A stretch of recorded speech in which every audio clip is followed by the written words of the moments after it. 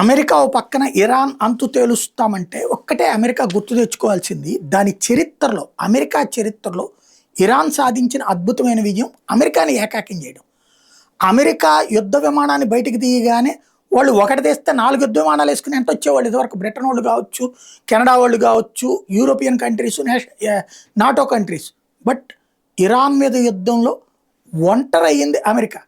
Israel ఒక్కటి మాత్రమే తోడు నిలబడింది.